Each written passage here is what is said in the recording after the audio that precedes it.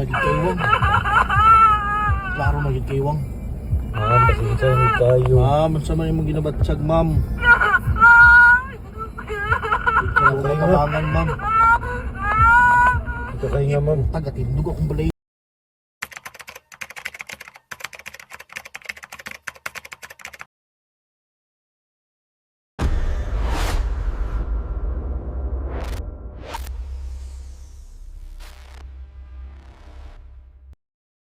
Madilim na kalsada, walang ilaw, walang tao, tanging dalawang sasakyan lang ang gumagalaw sa gitna ng kagubatan at biglang sa isang frequency na dapat sila lang ang gumagamit, may ibang sumagot. Isang boses ng bata.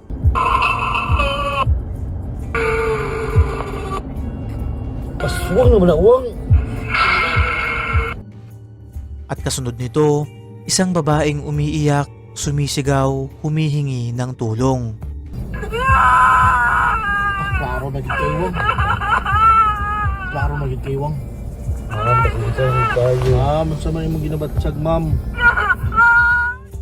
Pero ang pinaka nakakatakot, tuwing hihinto sila, nawawala ang boses. Pero kapag umaandar muli, agad-agad rin itong bumabalik. Kaya naman sabay-sabay nating alamin ano nga ba ang tunay na nangyari sa Buddha Road noong madaling araw ng February 25, 2026. At sino o ano ang narinig nila. Klaro magigkaywang. Klaro magigkaywang. Ma'am, pasensya na tayo. Ma'am, sa man yung ginabatsag, ma'am. Mga kaibigan, ito ang kwento ng isang viral video na ibinahagi sa social media ng isang Facebook user na si Amihan Zamora. Isang karanasan na hanggang ngayon pinag-uusapan, pinagtatalunan at kinatatakutan ng marami. Ang tanong, ano nga ba ang nangyari? Ayon sa kanyang caption, nagsimula ang lahat sa isang simpleng biyahe. Galing sila sa General Santos City, papuntang Valencia Bukidnon, dalawang sasakyan, tig-apat ang sakay ng bawat isa. Isang convoy na may malinaw na layunin. Tulungan ng isang kaibigan na humihingi ng saklolo dahil sa isang sasakyan na kailangang i-rescue. Bandang alas 10 ng gabi nung sila ay umalis. Mahaba ang biyahe kaya naman paminsan-minsan ay tumitigil sila para magpahinga. Pagod na ang lahat pero patuloy pa rin sila sa biyahe hanggang sa dumating sila sa isang lugar na kilala bilang Buddha Road. Isang daang kilala sa panganib, pagiging liblib, malamig at madilim. Bandang alas 3:30 ng madaling araw, napagpasyahan nilang tumigil muna ulit at magpahinga. Wala silang kaalam-alam na ang lugar na kanilang pinagtigilan pala ay isang sementeryo.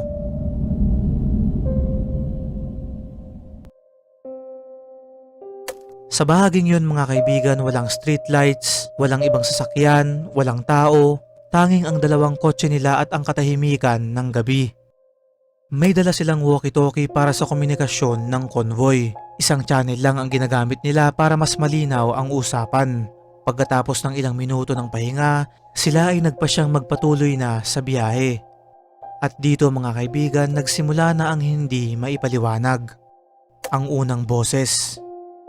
Habang umaandar ang convoy, napansin nila na parang merong interference ang kanilang walkie-talkie.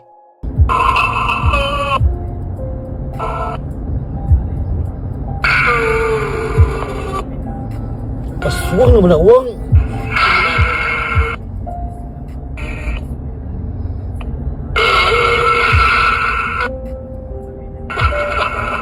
Look, itawa naman ang tao na.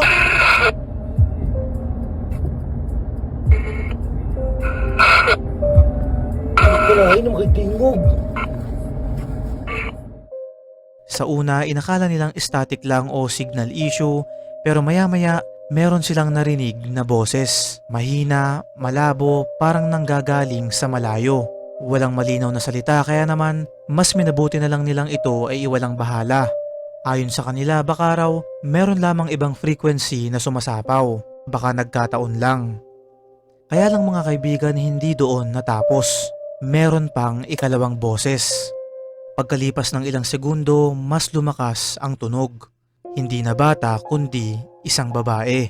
Sumisigaw, umiiyak, humihingi ng tulong. Isang desperadong boses na parang galing sa matinding takot o sakit. At ang mas nakakakilabot, hindi ito huminto. Ito ay nagpatuloy ng halos 40 minutes kung saan naririnig lang nila yung iyak at sigaw. Klaro na gid kayo. Klaro na gid kayo. Ma'am, pasensya na kayo. Ma'am, sa man imong ginabatsag, ma'am. Klaro na kabangan, ma'am.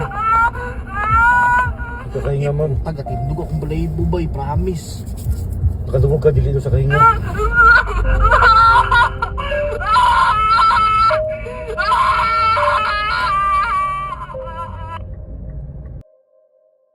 Unti-unting kinabahan ang lahat ng nakasakay. Walang gustong magsalita, lahat sila ay nakatuon at nakikinig dun sa walkie-talkie. At dito napansin nila ang isang bagay na lalong nagpalala ng sitwasyon. Tuwing titigil ang sasakyan, nawawala rin ang boses. Pero sa tuwing ito ay aandar uli, unti-unti rin itong bumabalik. Ayon sa kanila, parang meron daw sumusunod. O di kaya naman parang may nakasabay. Ayon sa nag-post, iisa lamang ang channel ng kanilang walkie-talkie. Dagdag pa nila, imposible na may ibang makakonect sa frequency na gamit nila. Wala silang inaasahang ibang grupo dun sa lugar, wala ring signal towers na malapit na maaaring mag-cause ng ganitong interference. Kaya ang tanong, kung hindi tao ang narinig nila, ano?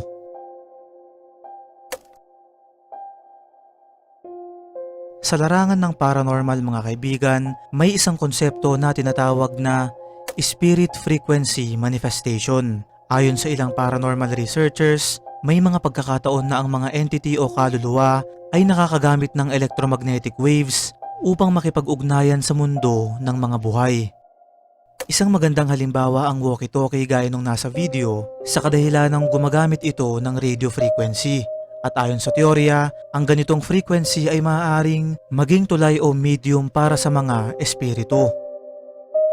May mga naunang kaso na naitala kung saan ang mga ghost hunters ay gumagamit ng tinatawag na spirit box o radio sweep device para makipag-usap sa mga entity.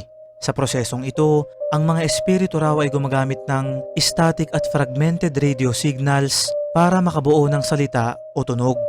Kung ganito nga ang nangyari, posible bang yung narinig nila ay isang kaluluwa na humihingi ng tulong? Isang kaluluwang hindi matahimik, isang kaluluwang nakakulong sa lugar na yun? Klaro na gid kayo.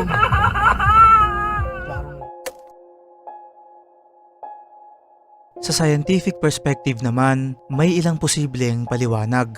Una ay radio interference. Ang walkie-talkies ay maaaring makapick up ng ibang signals lalo na kung may atmospheric conditions kung saan nakakalusot ang long distance transmission. May fenomeno na tinatawag na tropospheric ducting kung saan ang radio signals ay kayang mag-travel ng mas malayo kaysa normal lalo na sa gabi o madaling araw. Kaya lang merong problema sa teoryang ito. Bakit tumitigil yung boses kapag humihinto ang sasakyan at bakit parang consistent ang emosyon, iyakan, sigawan at paghingi ng tulong? Kung random interference lang to, hindi dapat ganito ka-organize yung tunog. Pangalawa ay psychological effect. Dahil pagod at puyat na ang grupo, maaaring mas sensitibo sila sa tunog at mas madaling matrigger ang takot. Pero muli, hindi nito mapapaliwanag kung bakit pare-pareho ang naririnig ng lahat. Sa metaphysical belief systems, may konsepto ng tinatawag na residual energy. Ito ang ideya na ang mga matinding emosyon, takot, sakit, galit ay pwedeng mag-iwan ng energy imprint sa isang lugar. Parang recording, paulit-ulit. Hindi ito conscious na espiritu, kundi mga echo lamang ng nakaraan.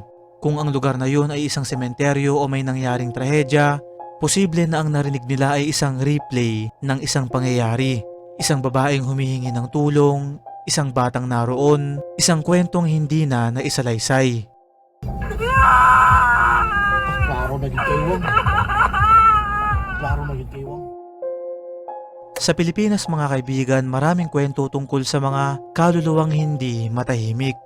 Ayon sa paniniwala, may mga espiritu na hindi na nakakatawid dahil para sa kanila, hindi pa tapos ang kanilang misyon sa buhay.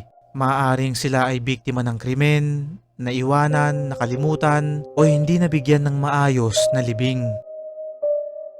Sa ibang kultura may katulad rin na paniniwala. Sa Japan may tinatawag na yurei, mga kaluluwang nakatali sa mundo dahil sa matinding emosyon.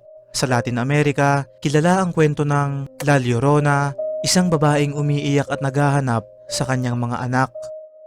Sa ilang Western paranormal cases naman, maraming naitalang insidente kung saan ang mga radio devices ay nakaka-pick up ng tinatawag na EVP o Electronic Voice Phenomena. Ayon naman sa ilang teorya ng mga netizens, baka raw ito ay isang modus lamang ng sindikato na kapag kayo ay tumigil sa isang madilim na area dahil sa takot o panic, tsaka nila kayo sasalakayin, mangho-hold up at baka gawin pa kayong hostage. Ngayon, ano ang dapat gawin sa ganitong sitwasyon? Kung sakaling maranasan mo ang ganitong pangyayari, merong ilang payo ang mga eksperto, parehong mula sa scientific at paranormal perspective. Una, manatiling kalmado. Ang panic ay maaaring magpalala ng sitwasyon at magdulot ng maling desisyon. Ikalawa, i-double check ang kagamitan. Siguraduhin muna kung meron bang technical explanation bago agad mag-conclude na paranormal.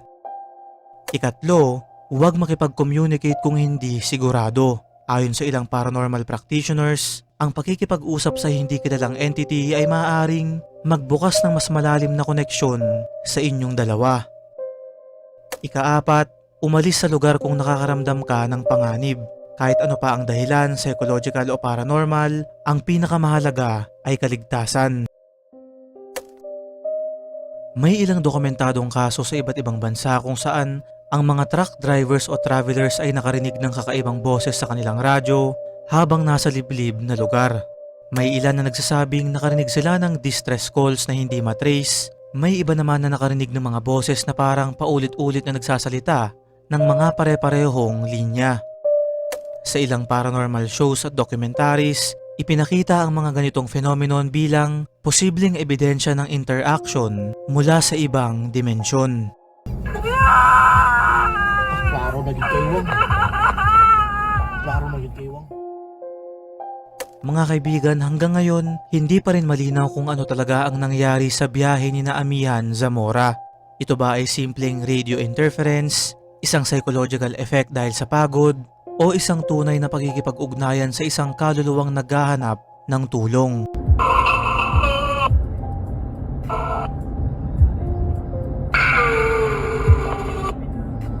Aswang naman awang. Isang bagay lang ang sigurado. May mga lugar na hindi natin lubos na iintindihan, may mga pangyayari na lampas sa paliwanag ng siyensya, at may mga boses na kahit hindi natin nakikita ay patuloy pa rin naghahanap ng makakarinig. Klaro naging kaywang. Klaro naging... Kung ikaw ang nasa sitwasyon nila, makikinig ka ba o iiwas? Kung meron kang kaparehong karanasan sa bagay na to, huwag magdalawang isip na ibahagi ito sa comment section at magkakasama natin itong pag-usapan.